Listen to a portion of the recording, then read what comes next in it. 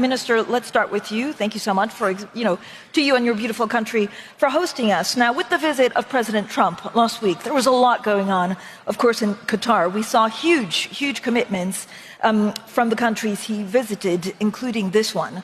Were you under pressure to make a deal in the energy sector for President Trump?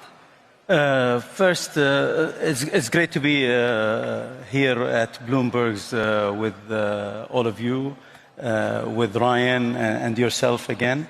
Regarding the visit of President Trump, of course, it was a historic visit. We were very thrilled to have him here as the first sitting president to visit Qatar. Pressuring us on doing deals, I think, as you know, President Trump is a businessman, first and foremost, and he understands business very well. We had several deals that were done in Qatar during his visit. So there was the energy sector. If we look at the energy sector, we had a project in Qatar. For the last 70 years, we've had American companies here. So we've had several projects, Northfield East, Northfield South, where Ryan is a partner. These are all commercial projects that have American presence. We have two projects in the U.S., the largest single investment in LNG export facility in the U.S., the largest ethane cracker in the world in the U.S., about 30 billion project. So these are all commercially viable projects that we're doing. From my vantage point as the chairman of Qatar Airways, we had a tender for buying airplanes that we need for the expansion of Qatar Airways, and Boeing gave us the best deal. It was better than Airbus, and we went ahead with that because it was the most commercially viable. If you look at our investments in QIA, we have already made a lot of investments in the US, and we're making more, and these are all commercial deals that we're doing. Our military are buying equipment that they need for their military. So regarding pressuring us to do deals, I would say no. I think we're happy to do deals with American companies because they provide a win-win solution for us. And all the deals that we do, like in the energy sector, are 25, 30-year deals. So they have to survive different administrations, CEOs, and so on. So I would say pressuring, no. But we're happy to do deals where they are mutually beneficial. Minister, you mentioned you're chairman of Qatar Airways. You had some pretty incredible profits. So how do you see that going? How did you achieve them? And actually, how do you see the introduction of Riyadh Airlines in the region affecting your business? Of course, we attribute the excellent profit to several factors. We have excellent staff, excellent leadership. So all the crew members, the pilots, the ground staff, everybody working in the company has contributed. Of course, first and foremost are the loyal clients to Qatar Airways that made this also possible.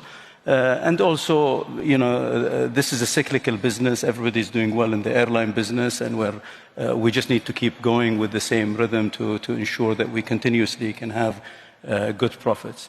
Regarding Riyadh Airline, I think we're very happy for our brothers and colleagues in Saudi Arabia that they are embarking on this expansion in the airline business.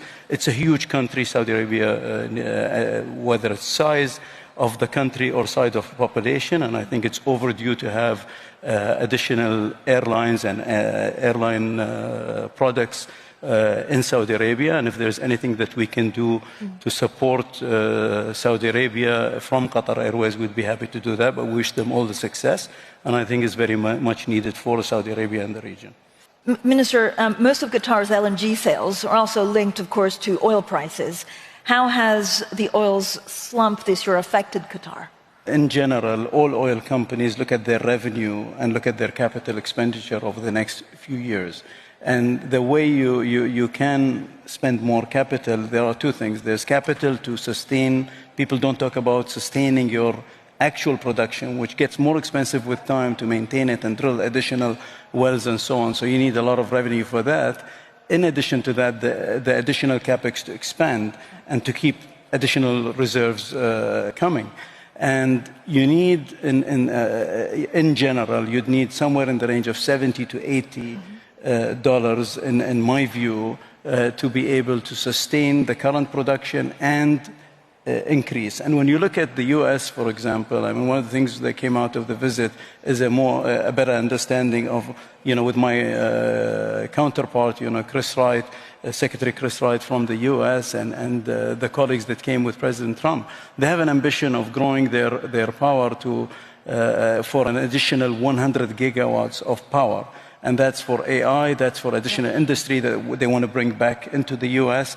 All that needs power. And if you don't have additional investment, to sustain that power, from gas and other sources, they've opened up coal and others, is going to damage that ambition, if you will. So I think if oil prices decline below 60, there definitely is going to be a decline in investment, and all the requirements for power are not going to be fulfilled. Worldwide, not only in the U.S. And, Minister, are you committed to the oil price link, no matter what? We produce oil, we produce condensate that's associated with gas, and some of our gas is linked to crude. But of course, if crude comes down, it affects the entire, whether it's petrochemicals, whether it's oil, whether it's gas, fertilizer, it affects the whole thing.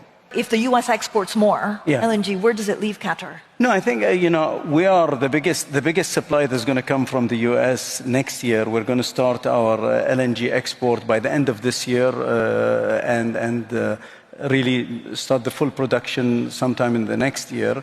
But the first LNG that will come from our Golden Pass LNG, which is the largest single export project in one go that's built in the U.S., is going to have 18 million tons of production. We own 70% of that. So we will be exporters from the U.S. I think the U.S. volumes are going to go to certain markets that are mostly Europe, South America, and our volume will predominantly be serving Asia. That it's difficult for the U.S., I think, to reach, or the entire volume to go to Asia. But in general, I think we need all that volume.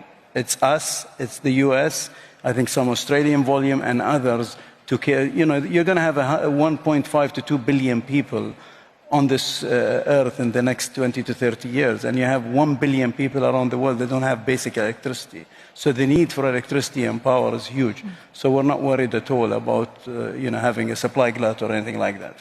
And Minister, I know you've also been in talk with buyers such as China and India for a fresh round of LNG supply deals. Is there a sticky point? When can we have more news on that? No, I think we're, after this talk here, I'm flying to China. We have the World Gas Conference in China that I'm speaking in tomorrow morning, and I'm meeting all the buyers in China. We have a great relationship with China. We are the largest supplier to China, and they are the biggest buyer by far, by more than double anybody else that's buying from Qatar. So we have a very good relationship. They are discussing with us additional volume.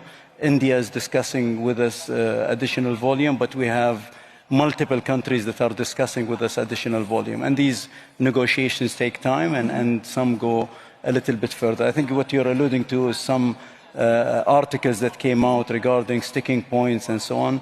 You always have sticking points with all negotiations, whether it's with India, China, or anybody else. Everybody wants a better deal from both sides. Everybody always wants a better deal, right? Let's face it. Minister, Qatar was also amongst, the first GCC states to invest in gas exploration and production around the world. So what new investments do you see on the horizon from Qatar? We are one of the largest, if not the largest, company around the world in owning exploration blocks. Exploration has a 10% success rate, so if you drill 10 wells, one is successful. So we have been successful in some regions, but this is a continuous drive to explore more, and we're really participating in new exploration blocks around the world. We have had some successes, and I'm very optimistic about the future, but it takes time. How much LNG is Qatar Energy trading currently? Is this something that... LNG? Trading. Trading. There's a lot of excitement actually in the market about Trading was something we started just a few years back. What we saw is there was money left on the table, if you will. Traders from around the world were buying Qatari, we have some spot cargoes sometimes, and they would buy our cargo and make money off it, and we have the capability and can actually establish a trading organization. So we did. We established a trading organization.